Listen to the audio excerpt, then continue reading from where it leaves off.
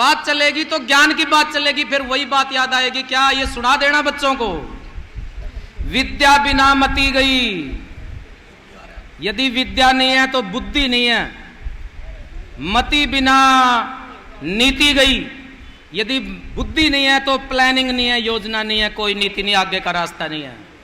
और नीति बिना गति गई। और यदि आपके पास प्लानिंग, योजना, रास्ता नहीं है तो आपकी गति गई, प्रोग्रेस गई, आप तरक्की नहीं कर सकते।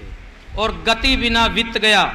और यदि आपकी प्रोग्रेस नहीं है तो आपका धन, दौलत, संपत्ति, सोचने समझने के तरीके सब गए, सब गए। और वित्त बिना शूद्र गए।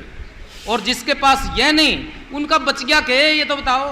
और क्या बच गया, ये याद करके अपने बच्चों को जरूर बताना कि ये है मंत्र।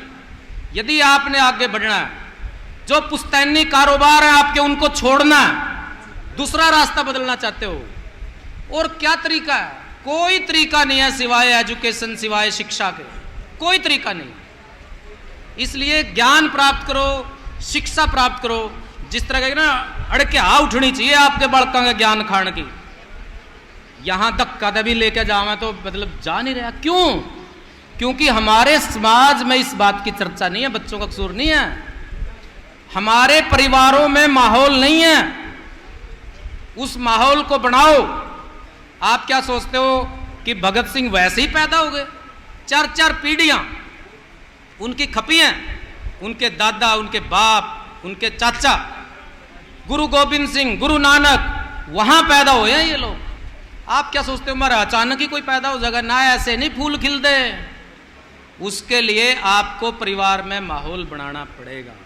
और ये जो बच्चे यहाँ पे बैठे हैं जिनको सम्मानित करने के लिए, असल में तो ये हमारा सम्मान है कि ये बच्चे आगे बढ़ रहे हैं।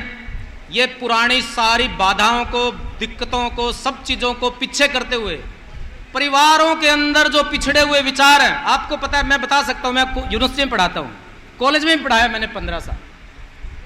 मेरे को पता है, एक लड़की जब 10वीं कर लेती है तो +1 में एडमिशन लेने के लिए उसको घर में एक महाभारत करना पड़ता है। जब वो BA में दाखिला लेती है तब भी उसको एक महाभारत लड़ना पड़ता है, हर घर में अपने माँ बाप के साथ। जब वो यूनिवर्सिटी में जाती है तब भी उसको लड़ना पड़ता है, अपने परिवार के साथ, रास्ते में जितनी दिक्कतें हैं उसके साथ, तब भी लड़ना पड़ता है। हर रोज एक लड़ाई जीत के वो आगे बढ़ रही हैं, आगे बढ़ रही है हमारी पीढ़ी। ऐसे नहीं है। ये बहुत बड़ी बात है कि सारी उस बाधाओं को तोड़ के, उन सीमाओं को तोड़ के जो हमारे समाज के लिए बनाई गई थी, वो आगे बढ़ रहे हैं, वो सार्वजनिक जीवन के अंदर छा रहे हैं। जो ज्योतिबा फुले ने कहा था कि ये मेरी भविष्यवाणी है कि आने वाला समय हमारा है, ये ज्योतिबा फुले का एक भाषण है, बस एक सेकंड, एक भाषण है, उसमें क्या कि भविष्य हमारा है।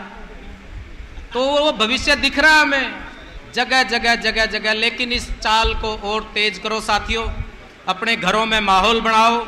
ज्योतिबा फुले, सावित्रीबाई फुले ने दोबारा नहीं आना, मैं बताऊं आपको, ना अम्बेडकर ने आना दोबारा, ना किसी महापुरुष ने आना।